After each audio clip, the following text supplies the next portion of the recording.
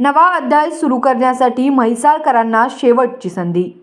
योग्य नेतृत्वासाठी कुलकर्णींची शिट्टी वाजलीच पाहिजे आणि दोडमणींचा नारळ शुभ कार्यासाठी पुढे आलाच पाहिजे। म्हैसाळ गावाला योग्य नेतृत्व मिळाले नाही, त्यामुळे गावचा विकास झाला नाही।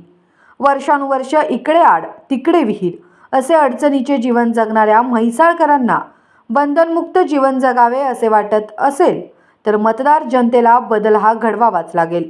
गावच्या विकासाचा नवा अध्याय सुरू करायचा असेल तर सौ मोहिनी धनंजय कुलकर्णी यांची शिट्टी वाजली पाहिजे आणि सौ पूजा संजय दोडमणी यांचा नारळ म्हैसाळ गावच्या शुभकार्यासाठी पुढे आला पाहिजे।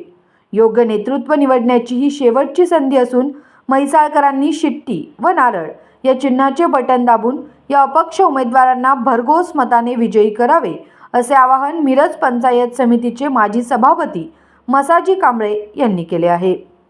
मसाजी कांबळे म्हणाले, सरंजामदार स्वर्गीय केदारराव शिंदे सरकार एक दानशूर घराणे म्हैसाळ गावच्या प्रगतीसाठी नेहमीच झटत राहिले। गोरगरीब जनतेचे मातृत्व दातृत्व त्यांनी स्वीकारले। म्हैसाळ गावचा विकास हे त्यांचे स्वप्न होते।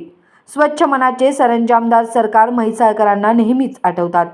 त्यांचे स्मरण आजही सर्वांना होत आहे।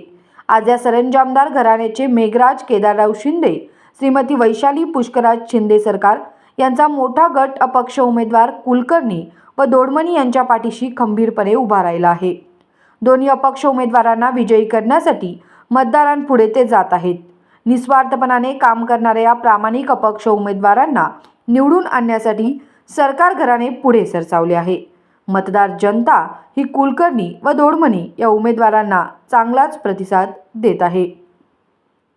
सध्या जिल्हा परिषद गटात म्हैसाळ गावचे 12,900 मतदान आहे, तर वड्डी, टाकळी, बोलवाड, सुभाषनगर या ठिकाणी 12,500 मतदार आहेत।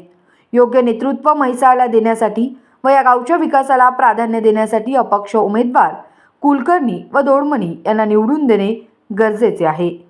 जिल्हा परिषद गटात सौ पूजा संजय दोडमणी यांचे चिन्ह नारळ आहे, तर म्हैसाळ पंचायत समिती गणात सौ मोहिनी धनंजय कुलकर्णी यांचे चिन्ह शिट्टी आहे। तर या दोन्ही उमेदवारांना प्रचंड बहुमताने निवडून द्यावे असे आवाहन मसाज कांबळे यांनी केले आहे।